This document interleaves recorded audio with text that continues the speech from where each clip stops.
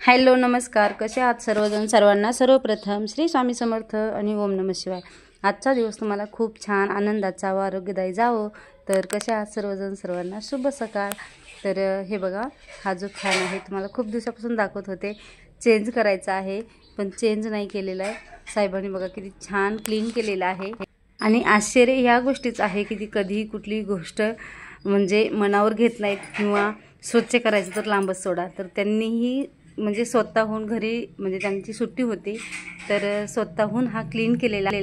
आणि तो सुद्धा एवढा फ्रेश क्लीन केलेला आहे ना, त्याला कुठलाही म्हणजे हे मळ म्हणजे जो कट वगैरे जो चढलेला होता तो तर ठेवलाच नाही, पण त्याला कलरसुद्धा ठेवला नाही. एवढा छान क्लीन केलेला आहे.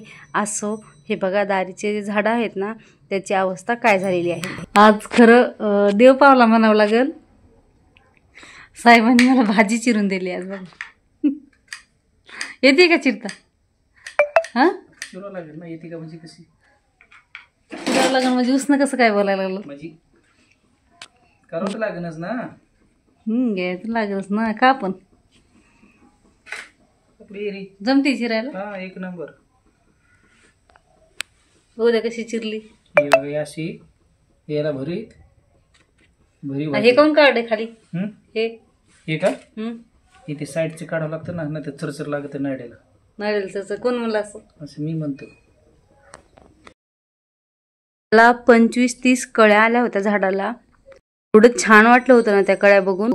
पण त्याला एक म्हणजे 10-12 कळ्या त्याच्या कोणीतरी तोडून नेलेल्या आहेत. ज्यावेळेस आपण म्हणजे एकदम छान उत्साहाने जे आपण ज्याच्यासाठी काम करतो आणि तेच काम जर आपलं नष्ट होत असेल तर आपल्याला किती कामाचा उत्साह निघून जातो. तसंच झाडाचं झालेलं आहे माझ्या, की एकदम म्हणजे छान लहानाचं मोठं त्याला केलेलं आहे. खूप त्याला कळ्या लागलेल्या आहेत आणि फुलं यायच्या वेळेस त्याच्या कोणीतरी कळ्या आणि फुलं तोडून नेतात. त्यावेळेस आपल्याला पण खरंच खूप वाईट वाटतं. पण असं आता आपणही बघायला नव्हतो घरी आणि ह्यांनी घेऊन गेल्याच्या नंतर आपल्याला माघारी कुणी नेलं काय नेलं माहीत नसलं आपल्याला बोलताही येत नाही. असं दोडक्याच्या भाजीसाठी ते वाटण भाजून घेतलं होतं, थोडेसे शेंगदाणे भाजून घेतले होते. तुम्ही त्याच्यामध्ये खोबरे ॲड करू शकता. अजून असतील मसाले तुम्हाला घालायचे असतील तर तीळ कारळ वगैरे सुद्धा तुम्ही घालू शकता. माझ्याकडे नव्हतं, जे साहित्य होतं तेच मी घातलेलं आहे. आणि ते वाटण जी काढलेलं आहे ते थोडंसं थंड होऊन मिक्सरला ग्राइंड करेपर्यंत मी काय केलेलं आहे, दोडका जो आहे तो तेला मिठामध्ये परतून घेतलेला आहे. त्याला टाकलेली आहे सुरुवातीला थोडीशी जिरे मोहरी आणि थोडंसं हळद मीठ टाकून याला परतायला टाकलेलं आहे. मी काय करत असते, सर्व मसाला तयार झाला की मसाला जो आहे तो आपल्या चिरलेल्या दोडक्यामध्ये भरून घेत असते आणि नंतर परतून घेत असते. पण उशीर झाला असता त्यामुळे मी काय केलं, म्हटलं चला वाटण काढेपर्यंत दोडका जो आहे तो आपला परतून जाईल आणि पटकन शिजेल. त्यासाठी मी काय केलेलं आहे, ज्यावेळेस घाई असते त्यावेळेस ह्या पद्धतीने मी करत असते. असो, दोडका इथं परतून झालेला आहे. वाटण मिक्सरला काढून घेतलेलं आहे आणि त्याच कढई मध्ये मी काय केलेलं आहे, तेल घातलेलं आहे. तेलामध्ये जिरे मोहरी टाकलेली आहे. जिरे मोहरी तडतडली की त्यामध्ये आपल्याला जे मसाले घालायचे आहेत ते घालायचे आहेत. पण इथे मी काय केलेलं आहे, लसूण खोबरं आणि अद्रक जे मी फोडणीसाठी काढत असते ते मला म्हणजे काढलेलं नव्हतं मी, त्यासाठी मी ह्याच्यामध्ये जी पेस्ट आहे तयार तीच टाकलेली आहे. पण ती पेस्ट टाकली की एवढं तेल तडतडतं ना, पूर्ण अंगावर येतं आणि म्हणजे त्याचे थोडे थोडे छिडकारे जे उडतात ना ते खूप भाजतात बघा. तर त्यासाठी पटकन ह्याच्यामध्ये थोडासा मसाला वगैरे आपल्याला टाकून घ्यायचा आहे. किंवा दुसरं आपल्याकडे साहित्य वगैरे असेल तर ते परतल्याच्या नंतर आपण टाकलं तरी चालतंय. असो, त्यामुळे मी पटकन काय केलेलं आहे, ह्याच्यामध्ये मसाला टाकून घेतलेला आहे. ह्याच्यामध्ये आपल्याला टाकायचा आहे कांदा लसूण मसाला, थोडंसं जिरे पावडर, धने पावडर आणि थोडासा गोडा मसाला. त्यामध्येच घरचं काळं वाटण असेल तर ते टाकायचं आहे. माझ्याकडे नव्हतं म्हणूनच मी काय केलेलं आहे, थोडंसं ताजं काळा मसाला तयार केलेला आहे, तो सुद्धा अगदी कमी साहित्यामध्ये. असो, हे मसाले आपल्याला तेलात परतून घेतल्याच्या नंतर जे शेंगदाण्याचा कूट आणि वाटण जे आहे ते मी एकत्र काढलेलं आहे आणि ते सुद्धा आपल्याला तेलामध्ये काय करायचं आहे, परतून घ्यायचं आहे. छान व्यवस्थित तेलामध्ये मेल्ट झालं की आपल्याला त्यामध्ये थोडंसं पाणी घालून घ्यायचं आहे आणि पाण्यामध्ये ज्यावेळेस तेल सुटेपर्यंत मसाला आपला शिजत नाही तोपर्यंत आपल्याला काय करायचं आहे, तोपर्यंत आपल्याला वरतून दोडका जो आहे परतलेला तो आपल्याला टाकायचा नाही. याचा थोडासा काळा रंग दिसत आहे कारण आपण ह्याच्यामध्ये धनेपूड ॲड केलेला आहे. असं बघा छान मस्त मिसळून आलेला आहे आपला मसाला मिळून आलेला आहे. पण आपण काय करतो दरवेळेस याच्यामध्ये 1 चमचा बेसन पीठ घालतो आणि ते घालायचं माझ्याकडून विसरलं होतं. नसतं आपण वाटणामध्ये डाळ टाकली तरी चालते. तर त्यामुळे मी काय केलेलं आहे 1 चमचा बेसन जे आहे ते तव्यावरती गरम करून घेतलेलं आहे आणि ह्याच्यामध्ये ॲड केलेलं आहे. असं मसाल्याला आपल्या तेल सुटलेलं आहे. मस्त मसाला जो आहे तो शिजलेला आहे, परतलेला आहे आणि त्यामध्ये आपल्याला घालून घ्यायचा आहे परतून घेतलेला आहे दोडका, तो आपल्याला ह्याच्यामध्ये घालून घ्यायचा आहे. आणि बघा किती छान टेक्स्चर आलेलं आहे. तुम्ही सर्वोत्तम अंगापुरत्या रश्श्याची भाजी म्हटलं तर तुम्ही अशीही ठेवली तरी एकदम मस्त अशी भाजी झालेली आहे. पण आपल्याला ह्याच्यात थोडीशी रसाभाजी करायची असेल तर थोडंसं पाणी ॲड करावं लागेल. तर मला थोडीशी रसाभाजीच करायची आहे कारण मी ह्याच्यासोबत केलेली आहेत भाकरी. तर भाकरीसोबत थोडासा रस्सा हा असायलाच हवा. त्यासाठी मी ह्याच्यामध्ये थोडंसं पाणी घालून घेणार आहे, जास्तीचं नाही. पण खरंच भाजीला टेक्स्चर खरंच खूप छान आलेलं आहे. त्यामध्ये मी घालून घेते थोडीशी कोथिंबीर. कोथिंबीर मी जास्त बारीक चिरून नाही घेतलेली आहे, थोडीशी म्हणजे हातानंच खुडून टाकलेली आहे.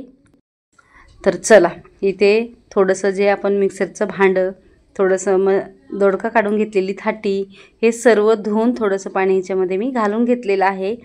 बस इथं आपली भाजी जी आहे थोडीशी 5 मिनटं आपल्याला उकळायला ठेवायची आहे कमी फ्लेमवरती. नंतर आपली भाजी 5 मिनटात तयार होते. कारण ह्याला जास्त शिजून द्यायचं नाही आपल्याला, कारण ते अगोदरच आपण वाफाळून घेतलेली आहे दोडका. तर असो इथे 5 मिनटं ह्याला मी शिजण्यासाठी ठेवते. तर बघा 5 मिनटाच्या नंतर भाजी आपली छान तयार झालेली आहे, मस्त मिळून आलेली आहे. तर चला रेसिपी जर आवडली तर नक्की ट्राय करा.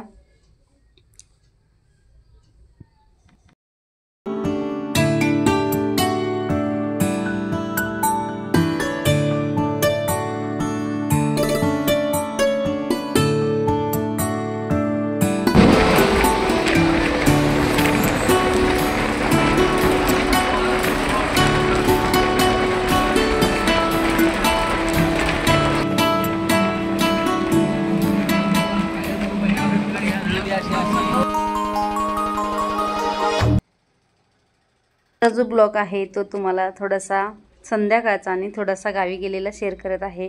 इथे मी आलेली आहे ननंदबाईच्या घरी.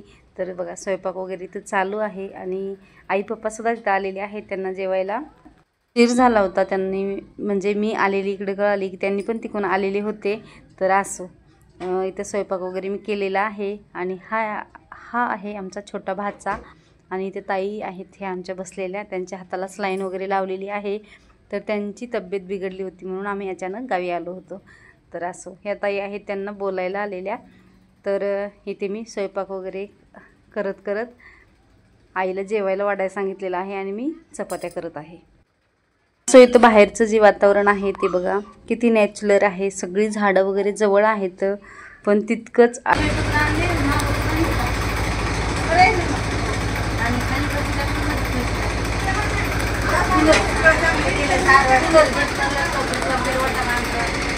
तर असो आम्ही इथे दोघीजणी बोलत होतो. काय केलेलं आहे इथे बघा पोपट जे आहेत त्यांचा आवाज इथे येत आहे छानपैकी.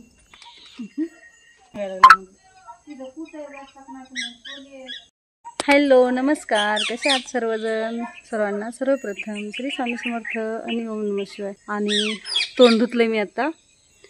काय झालंय ना टिकली जी आहे ती पडलेली आहे आणि बघा किती सुंदर वातावरण झालेलं आहे. दिवस मावळता म्हणजे दिवस मावळलेला आहे. इकडे सगळं हे फाटलेलं दिसायला लागलं. मस्त किती मस्त दिसते झाडं वगैरे हे. आणि इथं सगळे झाडे आहेत. आम्ही हां पोळीची बेजार केली